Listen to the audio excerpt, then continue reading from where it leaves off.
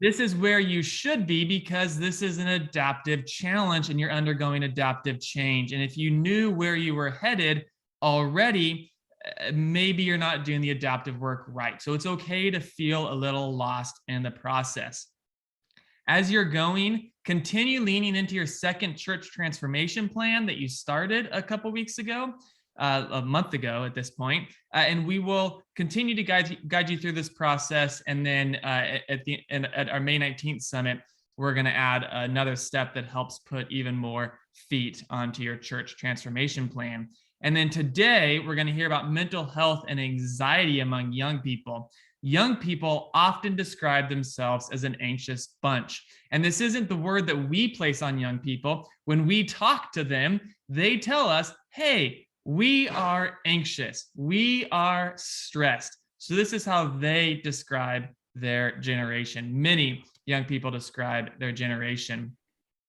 And when we understand the anxiety and mental health challenges facing young people, we can better proclaim Jesus's message to address their needs. We can feel a warm community that helps them manage stress and anxiety. We can be the best neighbors to young people in our communities, and on and on and on. And so this is deeply integrated. This is one of with growing young, and this is one of the most important things we will talk about in this cohort. Aaron and Andy are going to mention a few tools to carry in our tool belts as we do ministry with young people, and make sure to chat in any questions along the way, and then they'll address some of them as they're talking, and then at the end we will have time for Q&A to address the ones that we didn't already get to. So please chat those in. And then the final 20 or so minutes at the end, if you have your team, we'll put you into team time in breakout rooms. So without further ado, I'm going to introduce Andy, who you all know, and Aaron.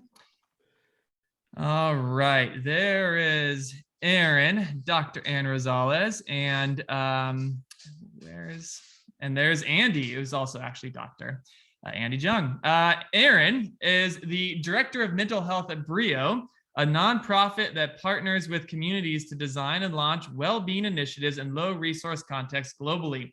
Passionate about promoting mental health for all people, Aaron equips faith-based organizations to meet the needs that arise in their communities through consultation, coaching, and collaborative programming. Aaron has a wealth of experience applying psychological research and skills into real-world practice in churches, universities, police departments, and community organizations across the globe. He has a clinical psychology PhD from Fuller and did some postdoctoral training at Stanford University. So without further ado, Andy, go ahead and kick us off. Aaron, that was a long intro. Wow. Zach gave you the whole bio. Congrats. What's most important about Aaron is, well, I shouldn't say the most important, but at least what's important about Aaron is that Aaron helped us with our Faith in an Anxious World curriculum that FYI has.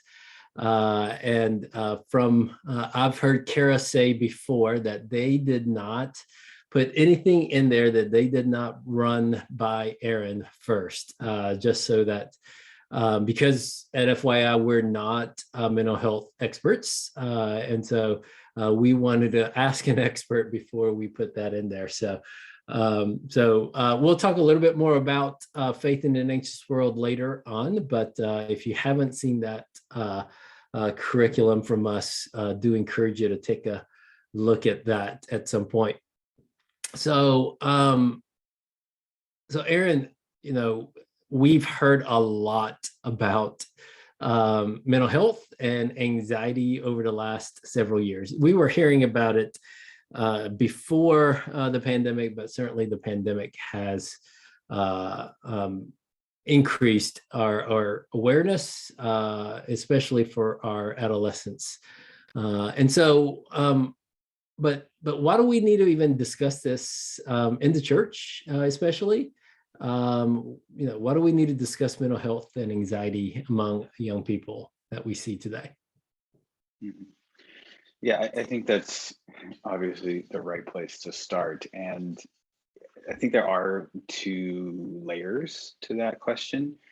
On the one hand, I think it has always been a really important and even fundamental topic to be thinking about when we're working with young people. And from my point of view, Scripture calls us to love God with all of our heart, mind, soul, and strength. And if we're ignoring some of those or not addressing, particularly some of the heart and mind aspects of that, then I think we're not doing our full work in discipleship and in caring for young people. And so I think it just at a very basic level, this is at the core of our calling.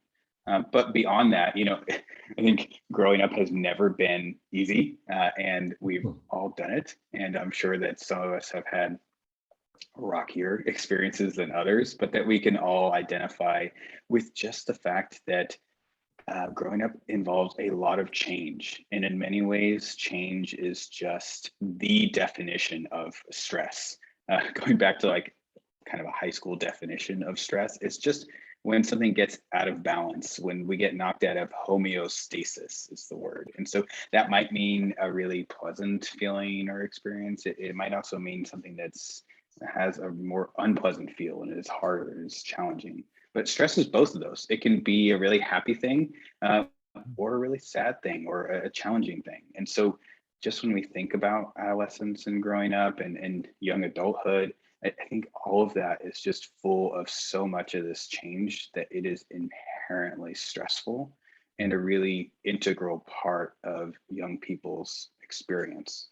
And so I think that's why, in a lot of ways, we need to talk about it because it's integral.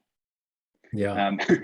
So I don't know if I should talk about the pandemic aspect of that, but that's why I fundamentally see it as important throughout time. Yeah, and so certainly stress and anxiety has been around since the beginning of time, right? And so our young people are dealing with that. I mean, let's go there in terms of the pandemic. How has it impacted our young people over the last 2.5 years now, as we enter into third year here? Yeah, and I think last year it would have been a slightly different answer just 1 year in. I think in many ways, even 1 year in, we were seeing the effects pretty clearly, that there was just a heightened level of stress that all of humankind was facing, but that was actually, in the stats bore this out, particularly challenging for young people. And we're seeing that out of all age cohorts, that it was Gen Z that was the hardest hit by all of those changes.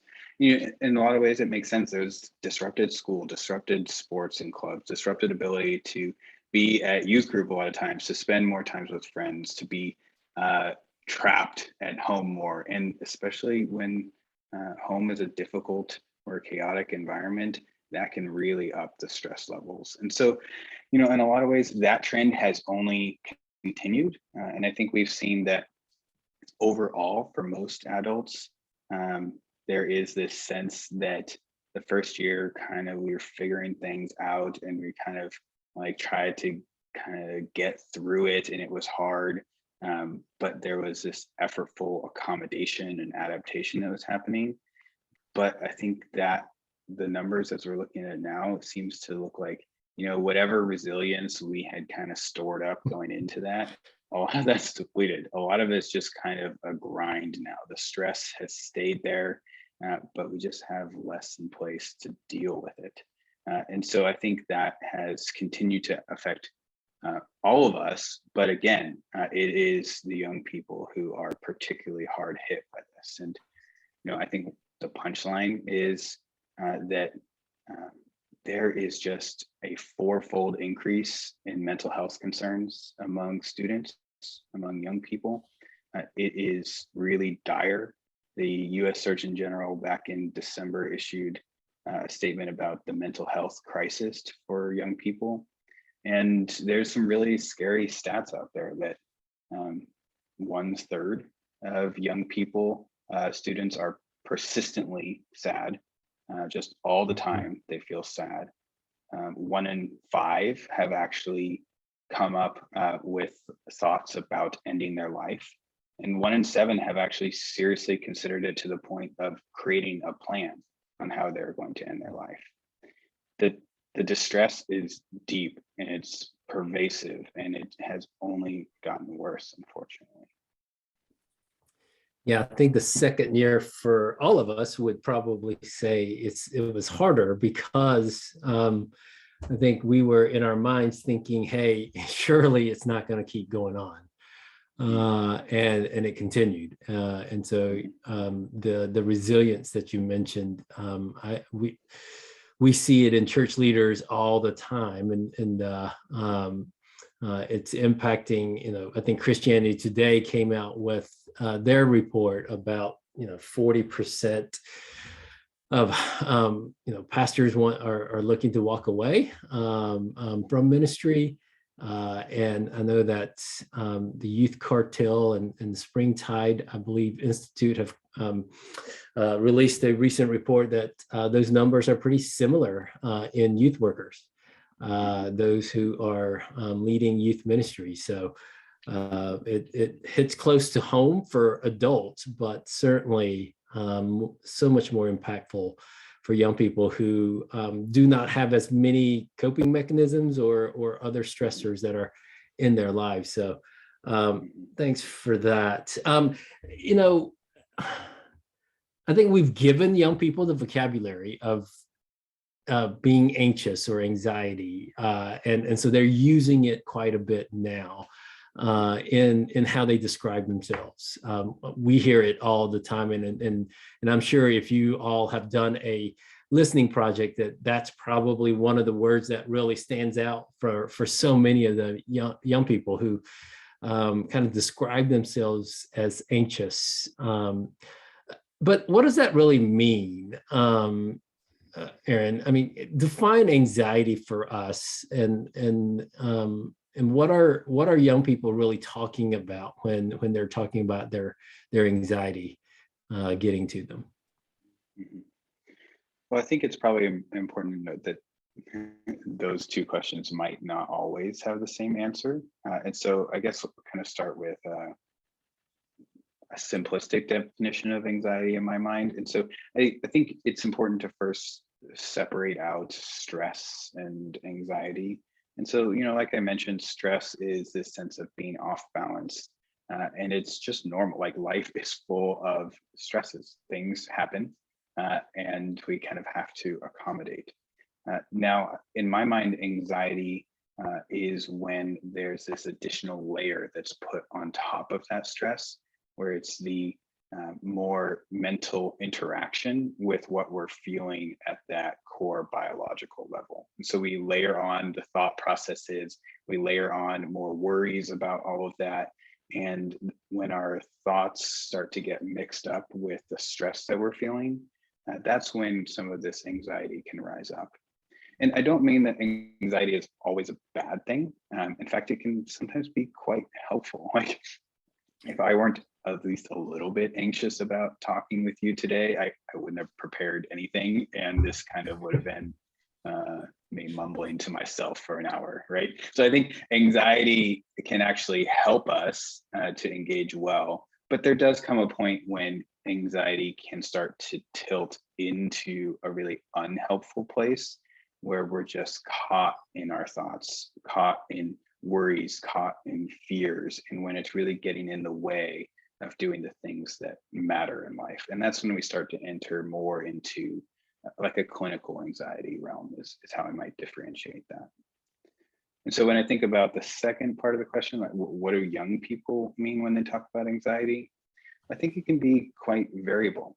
Sometimes talking about stress, right? Like having a heap of homework is a stressful thing, right? And that like might get the label of anxiety. It might get the label of anxiety to be actually really worried about that same like heap of homework, and worried about the implications of not being able to finish it, to getting a bad grade, what that might mean with parents. And it might get to the point where it becomes so paralyzing, like I'd rather just procrastinate and not have to deal with it, or overwork, overstudy, do like back-to-back all-nighters, right? And so I think there are different labels that get put on those three experiences. And so young people can use it pretty interchangeably. But I might also add that anxiety has become kind of like a safe word to talk about mental health. And so I mentioned all these like stats about sadness and depression and suicide. And sometimes like anxiety can be a word that is used to describe just having a really hard time. And so I think it's important to know that it's worth kind of peeling back. Like, what do you mean by anxiety, and what might be going on there besides the stress and worry components?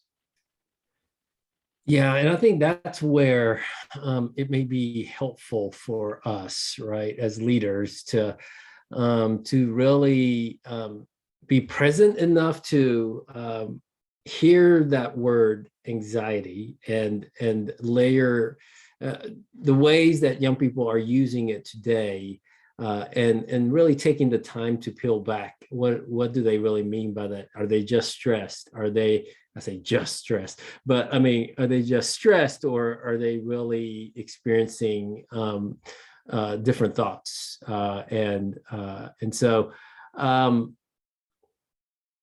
with that, do you have any tips or practical things that we should be thinking about as we're engaging with young people?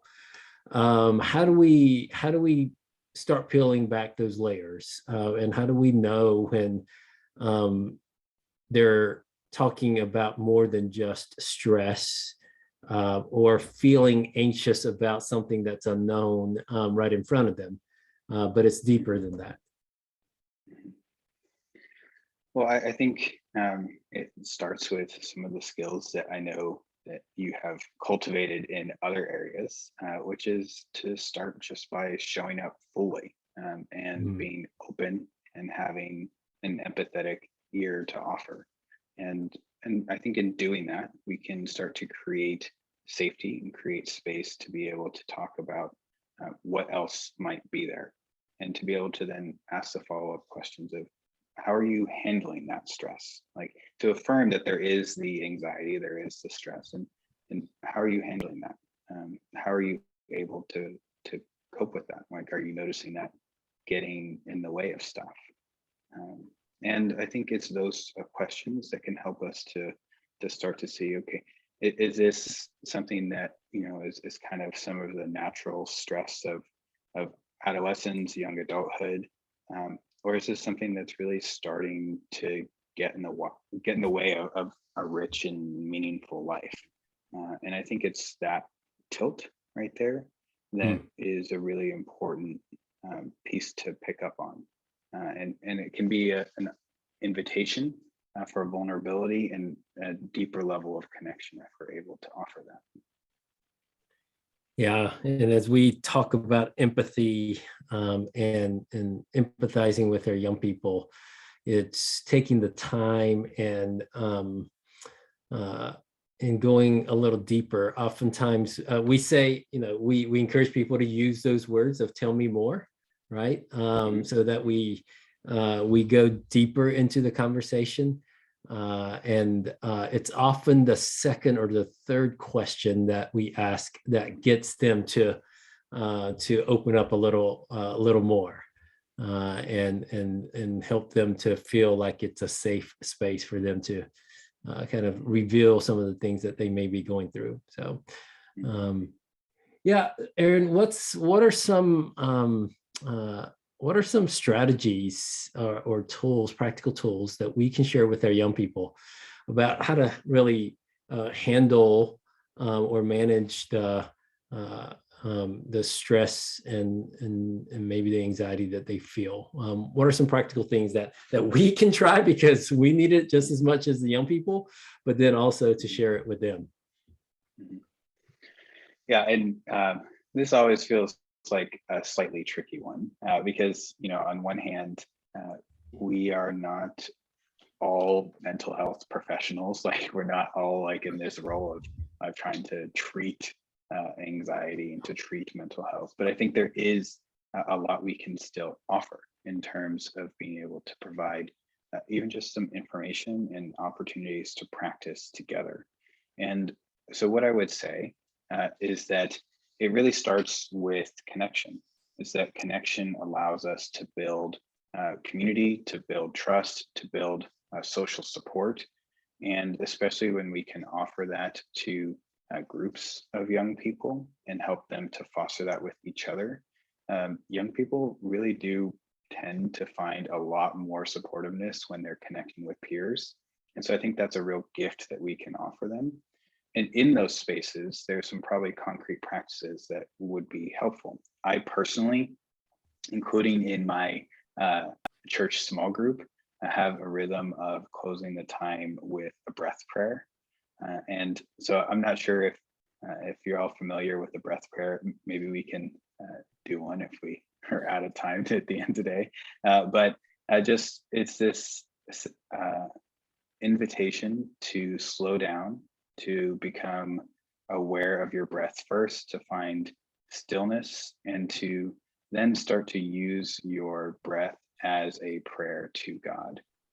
And oftentimes that comes with saying the first part of a phrase with the in breath and the second part of the prayer with the out breath, and being able to actually have that sense of stillness to tap into both connection with God through prayer, as well as through regulating the body and all those stress systems through deeper and slower breathing, is a really powerful combination and a very practical and easy thing, I think, to integrate into times of connection and gathering. So that might be one concrete thing, but there's all sorts of excellent kind of contemplative practices and things like that in Faith in an Anxious World as well. If I'll plug it, I guess. But I really enjoyed helping to build some of those out too. And I think there's a lot of really concrete things we can do. Yeah. Are there any others that you would consider sharing with us? Sure. And so, I think beyond that, beyond the opportunity to actually practice some sort of simple breathing and awareness, I think there is this real opportunity that we have to be able to help young people start to shift their focus from what they are not in control of, such as a global pandemic, a war, all sorts of political chaos, right? Towards what are some of the small concrete things that they can control in this moment right now. And I think that perspective shift and actually helping them to think through, okay, like this is stressful, this is overwhelming, but how can I respond right now in a way that is rich, that is meaningful, that is true to my faith and my core beliefs? That can be a really empowering, really active and concrete thing to do to bring some of that sense of stability back, some of that sense of agency and empowerment into the space that can be really important when everything else feels like it's just falling apart.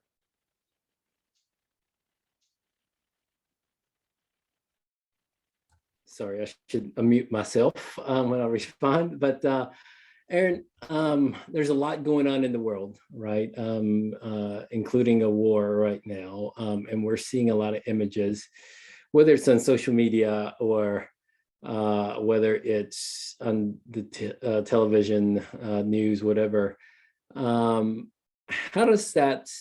How do we help young people deal with all that they're seeing on the news, in the social media?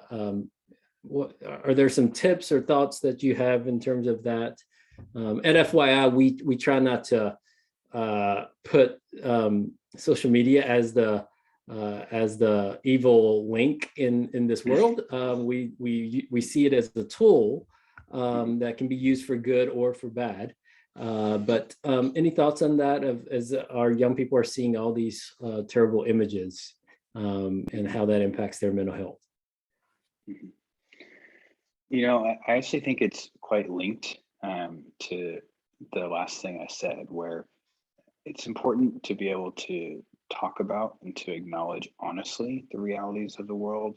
There are so many other ones that we haven't. I mean, just the other day I was learning about trauma talk, which is like if maybe some of you have heard this, you're more in the know than I am, but how content on TikTok has become really popular and spreads really quickly when it's sharing about something traumatic, like a personal trauma experience, that those get a lot of views and a lot of shares. And so in all sorts of environments, all different types of themes, like this traumatic content is just pervasive and young people are highly exposed. And so I think that it's important we acknowledge that reality and that we actually speak directly to it and indicate that we know this is out there. We know that it affects us, right? And to have an opportunity to talk about what that effect is and how we might be able to thoughtfully and meaningfully respond to that. And I think that's the key shift that happens, that we don't just think about it, that we don't just talk about it, that we don't just kind of like almost re-expose ourselves over and over, but we think about what is our response as a community and as individuals.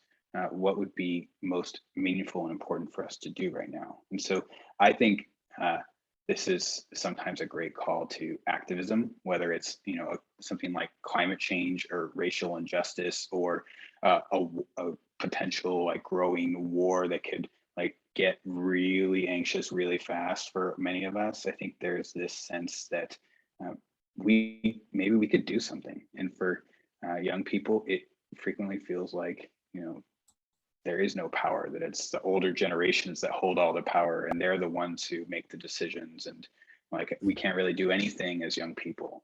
But I think the more we can offer empowerment and the ability to actually do something in response to all of this, the greater the sense of wholeness, of agency, of well-being can emerge in the midst of that. Yeah, and in Growing Young, we refer that to that as keychain leadership, right? Absolutely. We offer ways for young people to engage the church and the community, and oftentimes these may not be just filling in the blanks that we have openings or things that we couldn't get adults to do in the church, but it's oftentimes new things, new keys to the church or new keys to the leadership that the adults may not have thought about doing, but the young people might be able to really step into that space and help lead the church in that. And so that's really helpful, and certainly connects with everything that we've been talking about. Another question that our youth leaders may get often is just, as they're experiencing the world as they're experiencing it, where is God? Where is God in? Well, I mean, that's a different theological question of where is God in the suffering, but in a personal level, where is God when I'm anxious? How should we navigate that conversation?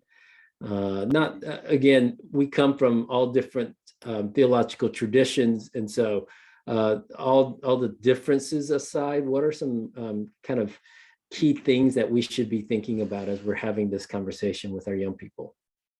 Mm-hmm. On one level, there's like the theological response that arises for me, like speaking from my own background, and I think quite simply, it's God is with you. God is Emmanuel. He was and is to come, and I'm a bit maybe I buy into some of the radical stuff of Moltmann in terms of the eternal now, and I really do believe God is with us now and always, and at the same time, like, ignore all that. I think like having that scriptural, like theological response immediately and in the moment, especially with more jargon, is not very helpful to a lot of people who are struggling in that moment to see where God is. And so I think it's helpful for me to have that perspective, but when I am having that initial response, it's really for me being able to to acknowledge and speak to the pain, to the questioning, to the sense of isolation and loneliness that's there, and is just so prevalent, especially in the past 2 years with young people, especially that sense of isolation. And to be able to acknowledge that that is real pain, and that it's not their fault that they don't see where God is in that moment. That it doesn't mean that their faith is weak. I think we have plenty of scriptural examples of people who we see as giants of the faith questioning, where is God? Where are you, God? And so I think that it's right to be able to respond with openness and to offer an empathetic ear to that, not trying to push it or change it or show them where God is in the moment, but to instead offer our full presence, and to acknowledge that this is sometimes a part of the Christian life and faith, that we do question where God is. Yeah, we all bring our doubts to our faith journey, right? None of us have it all figured out, and our young people are. I think we say in our research that 70% of young people have doubts about their faith, about God, about different parts of our Christian tradition, and creating that, acknowledging that, and creating that safe space is really something that we encourage, and is desperately needed in our churches. We should always ask this question in any type of in this kind of setting, is that when do we know that we're over our heads? Which for me was pretty quick. And then how do we know when we need to refer to, and how do we handle that situation with their parents? Because oftentimes it's minors that we're working with. So what's some good word that you can give us when we are working with young people and their parents? Mm-hmm. Mm-hmm. Well, I think maybe the first part of that is, how do I know when I should even be considering moving forward with trying to get a young person connected to professional help? And I think the answer is probably like sooner than you think. That it actually does really help to be able to get connected to support before things get really difficult. And that can be a really great thing we can offer young people and families, and to be able to say, this is not an emergency. You don't have to do this right now, but this might be really helpful. And ideally, like you've even seen it be helpful for other people, can offer that testimony as well. And so with that in mind, I do think it is looking at that tipping point I was mentioning earlier, is when does that kind of normal stress and sometimes helpful anxiety start to shift into, this emotional life is really getting in the way, is really starting to disrupt some of the things that are truly important in life. And so with that in mind, I think that's a great time to bring up the topic. And so I know that it's different in different states, and your churches may each have a separate policy. And I hope you do have a policy around these sorts of topics. So I would definitely trust those. But my additional advice on top of that would be, I think there's just an opportunity to normalize and to do some of the work of destigmatizing the conversation around mental health. Like some of those stats I shared earlier, this is just so prevalent with young people right now. And actually with all of us, all of humankind, this is a really pressing concern. And so I think there's the ability just to normalize that this is a challenge in life that many of us face at one time or another.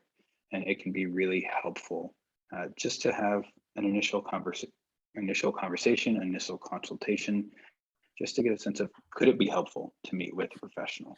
And just to make that initial warm handoff is really powerful.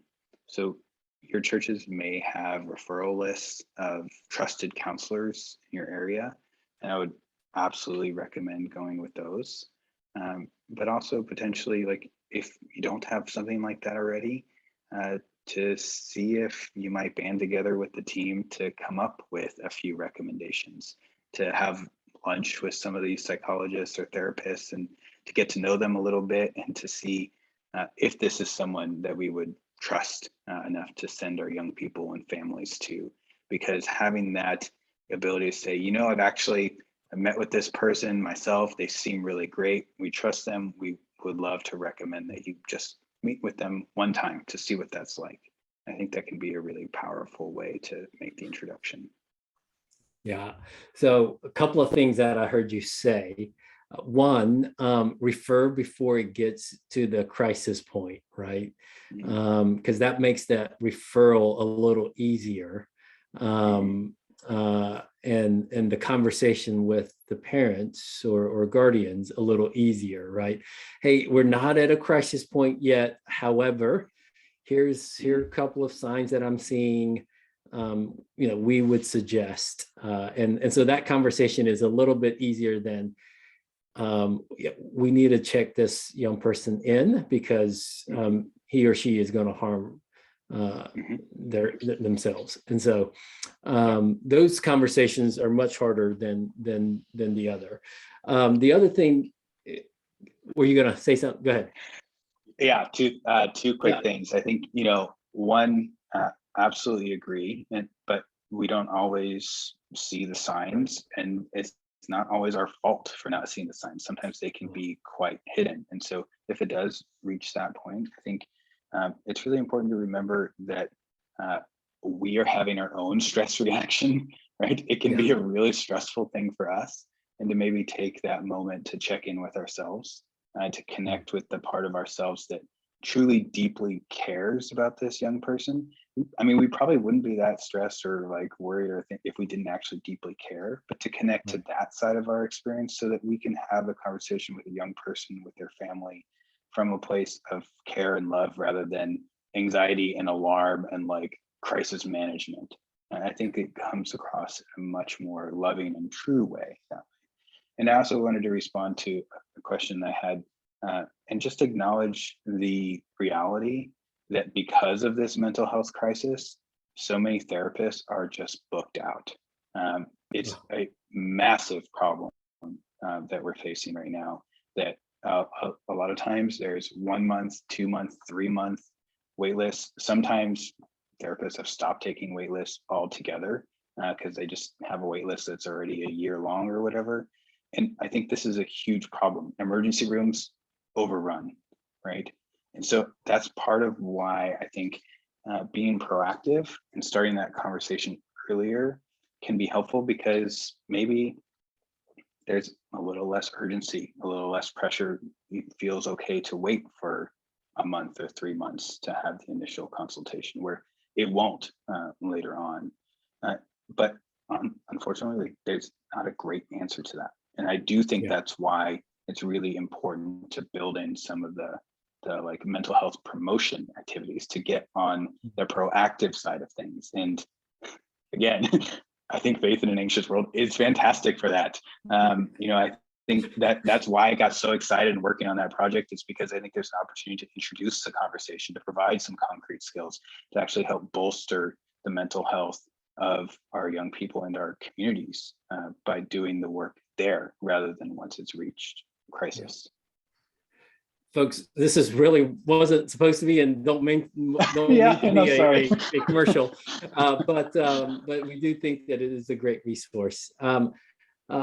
The other thing that I noticed in what you said was we need to have a list, right? We need to have a list of mental health professionals that we can refer to. So if you don't have that list, that's a step that you can take today or tomorrow, is to get with your team and begin coming up with some names and embedding them even today, right? And so I do want to turn to Faith's question that she chatted in. And if you have questions, folks, feel free to chat those in. We'll answer those as we go along. And so Faith is asking, hey, what recommendations can we give to young adults who may not have access to mental health or affordable mental health care? what's out there, what's available. Mhm. Well, I think there may be a connection to the building a list side of things. And so I would mention that um, not all, but a number of therapists will offer sliding scales, reduced fees, and they're much more likely to do that when it's coming as a referral from you after a conversation and connection. That they know who where this person is coming from, and they kind of have some background information, and there's a trusting relationship. So I think that can be an important part of that. However, I think the reality is that when we look at, I mentioned young people are the hardest hit right now, but really young people of color are hit even harder than that. The low income families hit even harder, right? And I think there is this sense that some of the young people who really could benefit the most have the least ability to pay for these professionals. And so, yes, sliding scales, even like pro bono services are possible. And I would directly ask about that, especially if there are trusted people on your list who might be willing to do it as a ministry in itself. There are some of us who do that, but I think in addition, it's worth trying to connect with local nonprofits that offer mental health services and being proactive with doing that. I know there's one in the Bay Area that will do, essentially free, like pretty extensive services that is really fantastic. And so Yeah. it does require more work, and it is very localized. So I have a hard time suggesting like a specific resource, but looking for those nonprofits that might be able to do deep discounts on a regular basis. And I would add from the church leadership side is, hey, what can we do? What can we do to support our young people, whether it's our teenagers or our young adults? Can we talk to our missions committee or whoever kind of handles some of those funds? Can we create a fund for our young people that we have in our own congregations, or even those that can't afford it outside of our, in our communities, to create a fund that might be able to provide some of these practical things that many young adults don't seek out help because they don't have the money and they don't want to ask. But if we know when we talk to that young adult and say, hey, I know that the church has set aside some money every year to help with this, that's an easier transition into encouraging that young person to go and seek help. And that doesn't mean that we don't talk about the sliding scale still, so that those funds can go even longer. But yeah, I mean, I think that's something that the local church can also be involved in helping to fund. Love that idea. A way we can reduce the barriers. Yeah. Again, encourage you to chat in any questions that you might have, or if you would like to just unmute, encourage you to do that now. But as they're doing that, I'll follow up with another question. Aaron, I'm so grateful that the stigma of talking about mental health is lessening, although it has not gone away.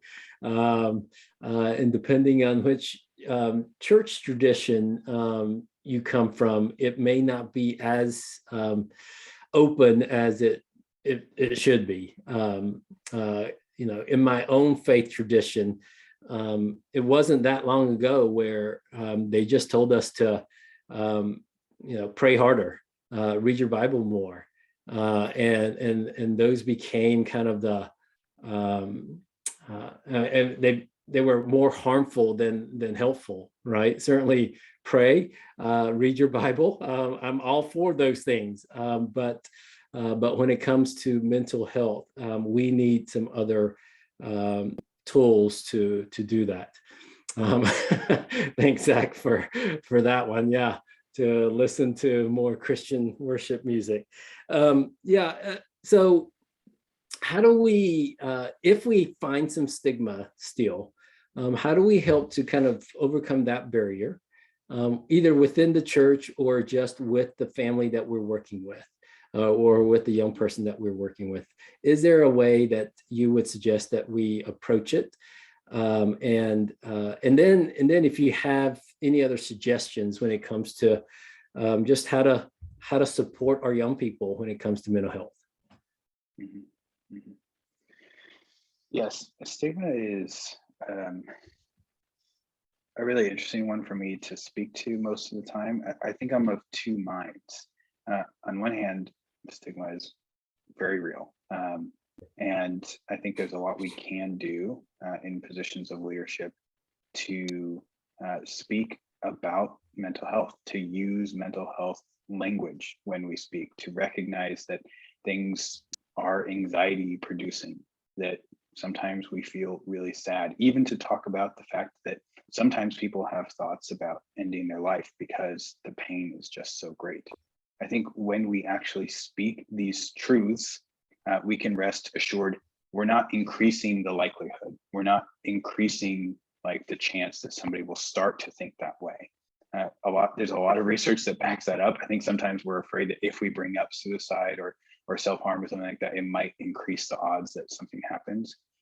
Fortunately, it doesn't. But actually speaking to the reality that many young people are facing reduces the stigma, lets people know it's okay to talk about the fact that these thoughts are present. And they're thoughts, they're not automatically desires. They're not, full-fledged plans, although those may be there too sometimes. But it allows us to actually reduce the amount of fear that this is not okay, this is not accepted, I'm not allowed to have these thoughts here. So I think that's really important. But I would also point out that, it's not always stigma that's getting in the way. For example, like a population that I care about, Latinos are the highest help-seeking demographic. It's just that they're not going to therapists first. They tend to go to their pastors. And so a lot of times, people, especially communities of color, will go to their ministry leaders first. And there's real opportunity we have there to be able to normalize and to bring in the mental health conversation, coping skills, professional help when people do come to us, as they inevitably will. I think there was a survey last year, or the year before, that said like 95% of youth ministry workers had supported young people with mental health in the previous year. We all do it. I'm surprised it wasn't 100%. There's a real opportunity there. The 5% were not looking, and not having conversations with young people. Here's a question from one of our participants. How do we handle our younger teenagers? So kind of our middle schoolers. Is there a difference of how we should interact with middle schoolers and high schoolers? And are there different tools that we should be thinking about, or at least trying to give them as coping skills? Mm-hmm. Mm-hmm. In some ways, it is different, right? Absolutely a different developmental stage. But I think we would be making a mistake to think that they weren't exposed to much of the same things going on in the world, right? And that they have their own thoughts, they have their own reactions to all of this. Their friends are talking about all of these things. And so I think in a lot of ways, like, it's important to take some of the same core approach of making space, acknowledging, speaking directly to, and offering opportunity to reflect on. Now that reflection process might look a little bit different. And I think there is an opportunity to bring in some different practices. I think actually with younger young people, I do think that a lot of the body focused coping skills can actually be even more powerful because it's so concrete and it's just very practical. And so there's some simple things. One that is just called grounding practices that some of you may have heard of in different arenas. But being able to actually do something like that as a routine practice to open spaces, to have essentially be the invitation to connect fully with each other and with the presence of God in the moment is a great way to approach it in my mind. So that just real concretely, one example of that would be like 5, 4, 3, 2, 1. So 5 things that you can see, like 5 colors. I like 5 colors you can see in the room. 4 things that you can feel, like with your tactiles, 4 textures you can feel. 3 would be 3 sounds that you can hear. 2 things that you can smell. 1 thing you can taste. And so sprinkling in exercises like that can actually help young people to develop that core like self-regulation skill to ground themselves in the present without being as pushed around by a lot of those stormy thoughts and feelings and all that stuff that we bring into any space we enter. And so I do think something like that is just so concrete that it's just helpful for everybody, but particularly that younger adolescence time. That's so good. I love that 5, 4, 3, 2, 1, and the different ways to kind of use our senses to help ground ourselves. That's great. And Katie says that she's been working with her 5-year-old on that, and it's working wonderful. So if a 5-year-old can do it, certainly our middle schoolers can do that. So it would be beneficial. So not seeing any other questions in chat, we will finish with this, Aaron. Just give us a word of encouragement to youth leaders who are gathered here with us on this call. It's been a hard couple of years.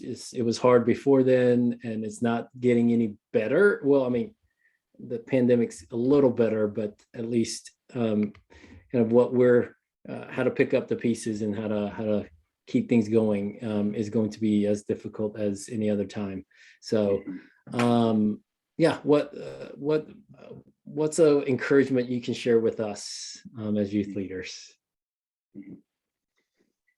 You know, I don't have any magic words that will make this all easier, right? And I think we all know that. And the reality is, like, all these things I've been talking about for young people, they affect us as adults too. And in ministry roles, like even before all this pandemic and all the other things that have been going on, depression rates in clergy roles have been double traditionally. And, you know, I think it is just hard. But what we do know is that in the midst of that, if we're able to find moments where we can feel like we're truly connected to our calling, truly connected to a sense of meaning and purpose, and then to do even the smallest things to take a step in that direction, that can make all the difference. It can shift our perspective on our day. It can shift the way that we're feeling about the challenging work that we do. And so that's what I would encourage you with here, is that as we go from this space to listen to what's something that we talked about or that you heard about today that feels like it connected deeply with something that feels really important to you, something that you want to be able to give yourself to, and then to find what's one small thing I can do. Maybe it's a text message to a young person. Maybe it's simply a prayer for a young person, but to find what's one step I can take today, what's one step I can take the day after that, and continue taking the smallest steps towards a life of meaning and purpose, I think will vitalize your sense of calling if you're able to stay on that path.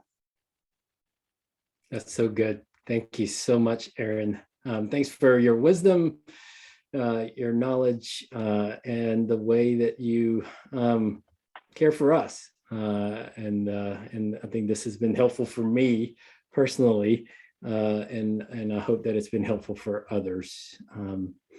We're gonna turn it back over to Zach to kind of finish us out.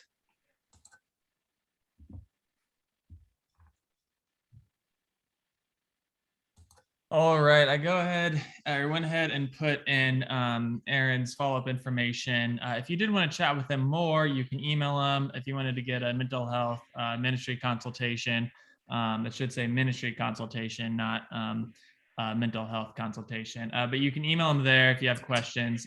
This is what he does. And to learn more about Burrito's business, you can go there as well. We highly encourage that.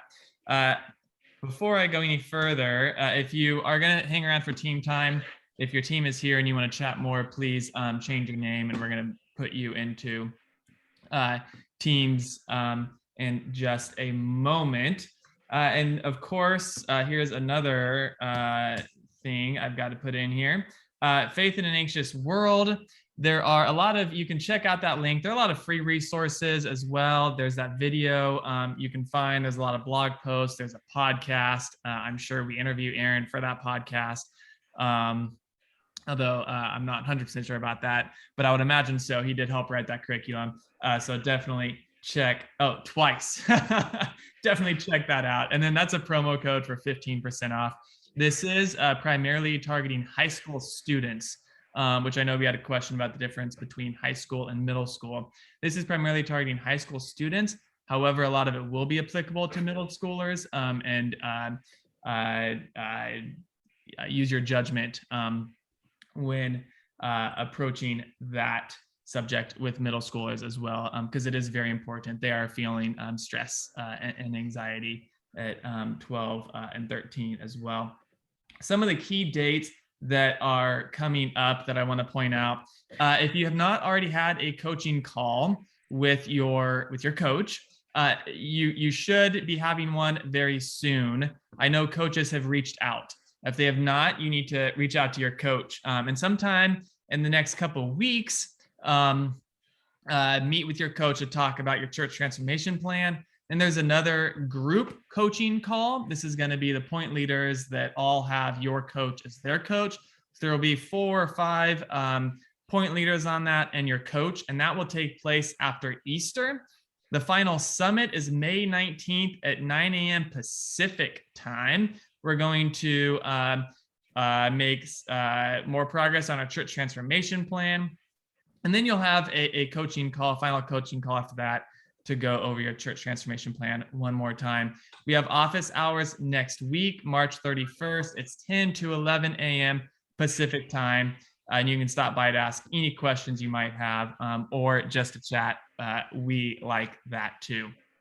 So I'm going to put the 3 guiding questions. These are just to help out.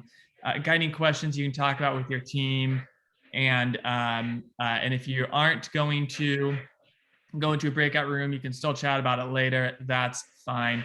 But these are some things that you can talk about. So I'm going to go ahead and close this in prayer. Again, check out Faith in an Anxious World. Check out Brio and email Aaron if you have any questions about that. And with that, let's go ahead and close in prayer. And then I'll put you in breakout rooms. God who has been on the cross, God who has experienced death and suffering. We know you are with us in our suffering. We know you are with us in our stress. We know you're with us in our anxiety. We know you are with us in the valley of the shadow of death. Sometimes we don't always feel that way. And we know sometimes the young people that we minister with, that we journey with, don't always feel that way either. And so we ask that in those moments you would make your presence known, and that in those moments you would use others in our community to embody your presence, so that we would know what it means to have God with us on our side. And we also know that resurrection is on the other side of that. And so we would pray for life, we would pray for resurrection, we would pray for your spirit to be a part of our communities and to lift us up and lift the young people up in our care that are journeying through those low moments. Go with us from here, and we be life givers today and into the week to come. We pray this in your son's name. Amen.